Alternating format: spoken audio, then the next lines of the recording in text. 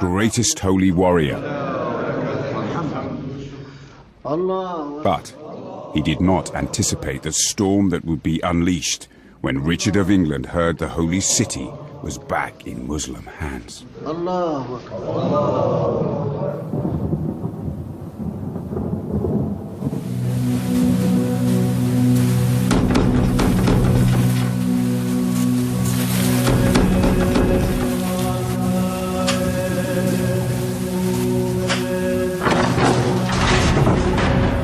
loss of Jerusalem was a disaster for Richard and the Christians in Europe. The Pope immediately issued a decree. Jerusalem was to be recaptured at all costs. In Christianity's darkest hour, Richard prepared to take on Saladin. Richard would have heard the name Saladin many, many times. He would have known of Saladin's huge success as the leader of the Muslim world. The opportunity to match himself against someone so famous was an opportunity not to be missed. As soon as he heard the news that Saladin had taken Jerusalem, he at once, without a moment's thought, impetuously, knowing instinctively it was the right thing to do, took the cross. Richard received a fabric cross that all crusaders pledged to wear until Jerusalem was back in Christian hands.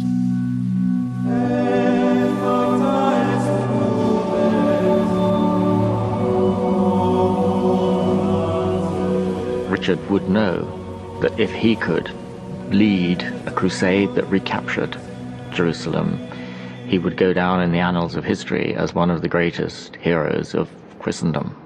This was his time.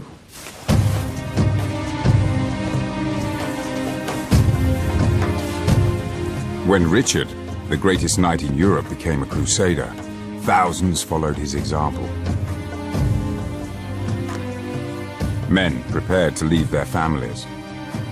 The crosses sewn onto their tunics, signifying that they were now a part of Christ's army, led by Richard.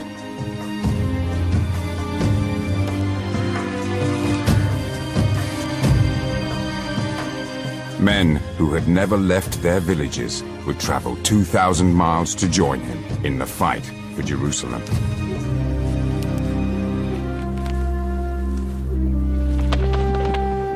In return, the Church would forgive them all their sins, a reward for which many were ready to die. Crusaders embarking for the Holy Land must have felt an enormous mix of emotions. They were leaving their wives, their families. They themselves were going into the unknown. They were going into lands that they hadn't seen or experienced before. They knew from previous crusades you probably had a 1 in 3 chance of dying or not coming back. So great fear, and also a sense of moral right.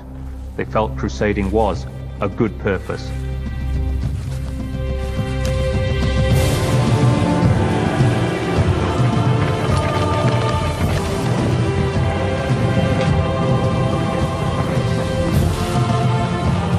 In the summer of 1190, Richard, now King of England, set sail for the Holy Land.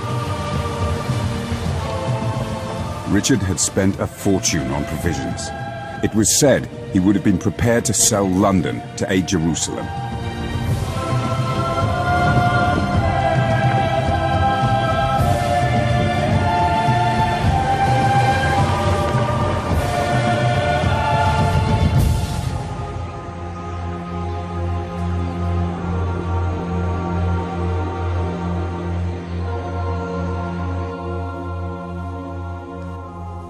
In Jerusalem, Saladin realized instead of stopping the Holy War, his actions had inflamed it. Saladin's council was becoming increasingly concerned. They knew that Richard's army was sailing to join Franks released from Jerusalem, who had regrouped 100 miles north and were now besieging the Muslim port of Acre.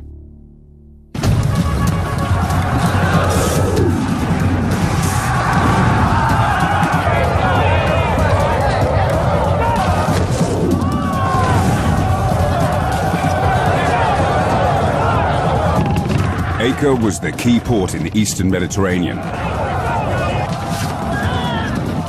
If the Christians could seize it, they would secure a bridgehead into the Holy Land.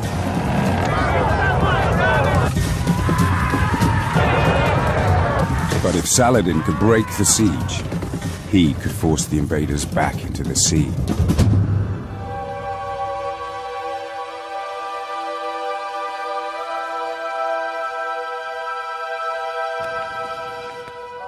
When Saladin arrived at Acre, he ordered his army to surround the Christian besiegers.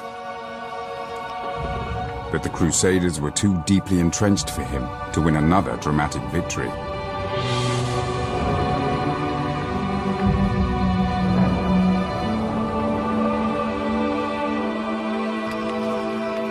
The siege was a stalemate. Now Saladin decided to starve the Christians into submission.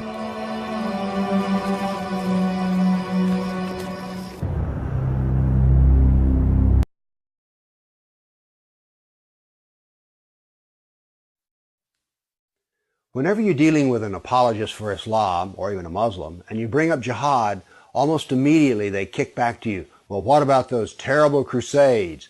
Why, they're the moral justification for jihad. I mean, we're just as bad as they are, so let's not talk about jihad, okay? Let's talk about the crusades. Well, what I would like to talk about here are facts. And it turns out I sat down and put together some work, and I created a database of some 548 battles that Islam fought, jihad battles against classical civilization. And this aren't even all the battles. It really doesn't say much about Africa and India, Afghanistan and all that. It's primarily the battles against the classical civilization of Rome and Greece. So, 548 battles is a lot, and it's too much to even comprehend. So I created something which I call a dynamic battle map, in which you have a display of the Mediterranean, and a white dot means that this 20-year period, that's a new battle. So every time the screen changes, it's 20-year period. The colors white turn to red, and so you can see a history. This may seem a little confusing, but I think when you see it, you'll know exactly what I mean. And here it starts. Islam burst out of the Arabian Peninsula and immediately starts attacking the Middle East. And notice that it doesn't take long until they're crossing the Mediterranean and attacking southern France and Spain. Notice something here. Most people think of Islam, they think of Arabs, they think of desert, and yet here we see that Islam is projecting power throughout the Mediterranean. Notice how the little islands of the Mediterranean are getting hammered. The navy of Islam would attack coastal towns, kill, rob, rape, and then take slaves. So this whole battle map, as it unfolds, you're seeing slaves being taken. Over 1 million slaves were taken out of Europe into the Islamic world. That's something you don't think about much, but it's absolutely true. There were over 200 battles fought in Spain alone. And we also see, however, on the east coast in Turkey, that Islam is trying to break into Europe. Now, what's going to happen is, in Spain, this ongoing fight that lasted for 400 years, the Christians are going to push back the Muslims.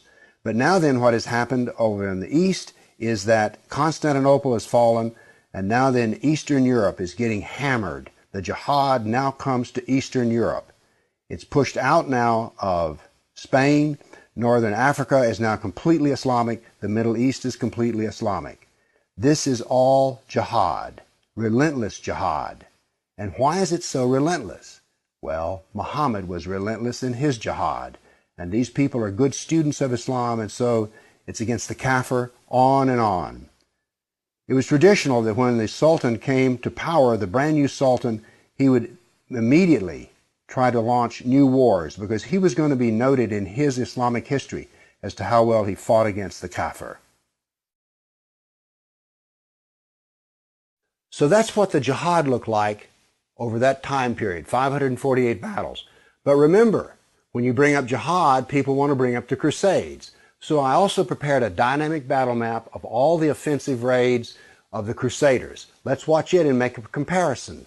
And so it begins. The Crusades enter into Turkey and the Middle East. Battles go on, but aren't there far fewer than you thought there might be? And here we go. The last battles are fought, and that is the end of the Crusades.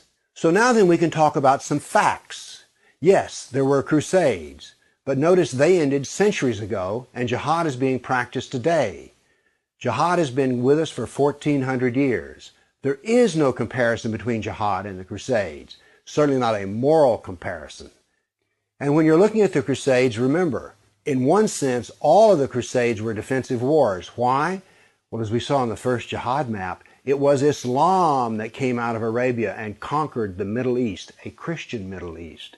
And so the Crusaders were trying to free their Christian brothers and sisters from jihad. So there's no moral comparison at all. The motivation of the Crusaders was to free Christians. The purpose of jihad is to enslave the kafir. So the next time you hear somebody talk about, oh, those dreadful Crusades, you've seen some facts about the matter. Why don't you pipe up and tell them you know, you don't really know the matter.